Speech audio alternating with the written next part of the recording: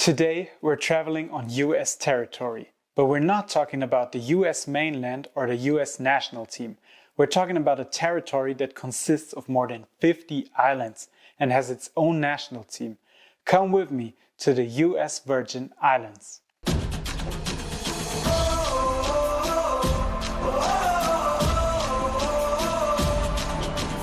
From the Pacific, it's off to the Caribbean this time.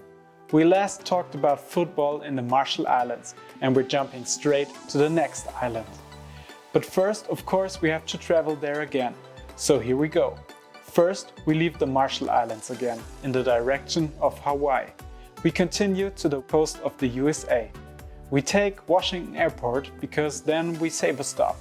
From there we go directly to Cyril E. King Airport on the island of St. Thomas, which is part of the US Virgin Islands. Welcome to the Caribbean. The population here is a little less than 90,000, and on the island of St. Thomas we are already in the right place, because this is also where the capital, Charlotte Amalie, is located.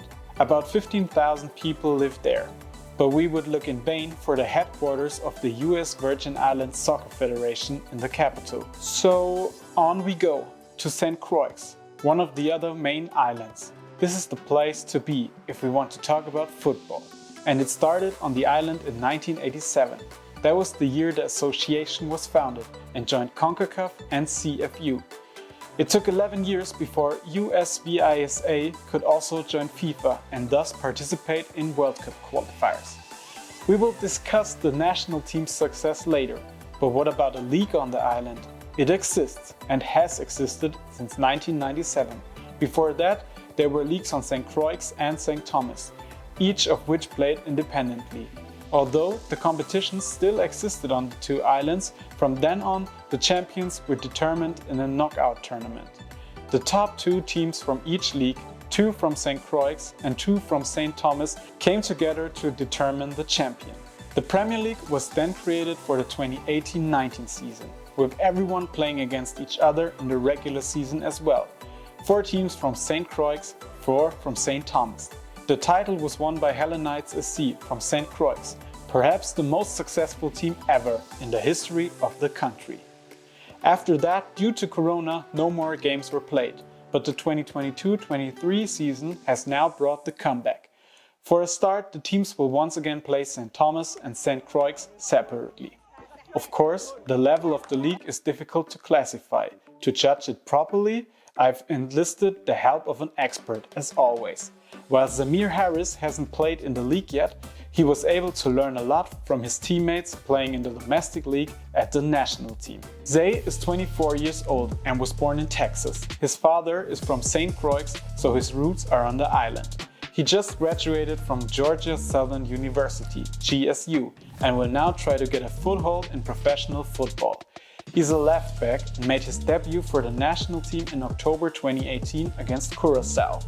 To date, he has been part of the team, most recently being nominated for the games against Bonaire in June 2022. Honestly, I would say that's one of the main things that we have been building as an island, like as a whole, is the league itself.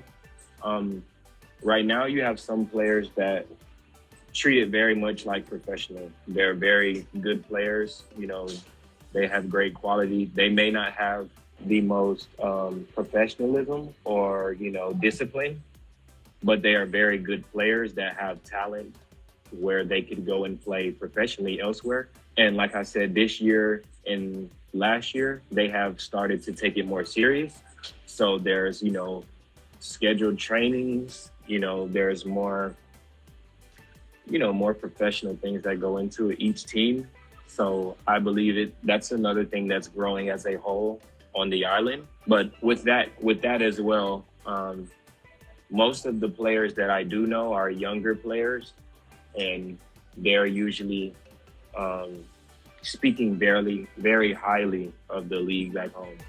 While researching, I thought teams from the US Virgin Islands had never participated in international competitions, but in 2015 they did. Hellenites SC took part in the CFU Club Championship, looking for the best team in the Caribbean. The start was promising, with Hellenites earning a 2-2 draw against USR from Guadeloupe, After that, however, there were 2 defeats against teams from Haiti and Bahamas. The Hellenites' participation in 2007 was a little longer ago, when they failed to pick up any points against Portmore United from Jamaica and SV Leo Victor from Suriname. At that time, the teams participated more regularly in the international comparisons, and New Vibes FC even picked up a point against SV Britannia from Aruba in 2006. As mentioned in other videos, the hope remains that the restructuring of the Concaf Champions League will ensure that we again see teams from the US Virgin Islands more frequently in international comparisons. This brings us to the national team, which is of course regularly seen on the international stage. The first match took place in 1998 against the neighbors from the British Virgin Islands, and they even managed to win. In 1999, the team took part in the Caribbean Club qualifiers for the first time, but only came second in a group with Bahamas and Turks and Caicos. In 2017, the Caribbean Cup was held for the last time, but the US Virgin Islands never managed to qualify. With the Gold Cup and World Cup qualifiers, it's similar. In 2014, the national team delivered the best results in the qualifiers. They beat the British Virgin Islands in the first round. Things did not go well for the last World Cup in Qatar in 2022. In the first round in Group A, they conceded 4 defeats against El Salvador, Montserrat, Antigua and Barbuda and Grenada. Against Montserrat, Samir played 84 minutes as left back.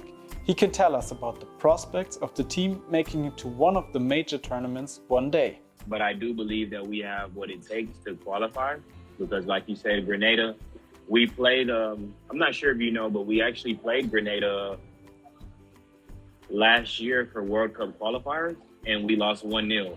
So that's with a young team as well. So, that just shows that we can compete with, any of these teams. Because of course, Grenada is a team that went on to play USA. So we definitely have what it takes and we're only going to get better. So I do believe we're going to qualify. In the CONCACAF Nations League, they're playing in League C right now. They are playing Bonaire, Sint Maarten and Turks and Caicos in Group A.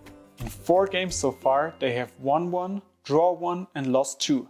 The next chance comes in March, when the final games are played. 2 wins are absolutely necessary if Bonaire are to be knocked off the top of the table. So the road to the top is long, the successes so far manageable. But the chance for the national team lies in players like Samir, who play in the USA and whose roots lie on the island. In the States, they play at a professional level and can thus help the national team.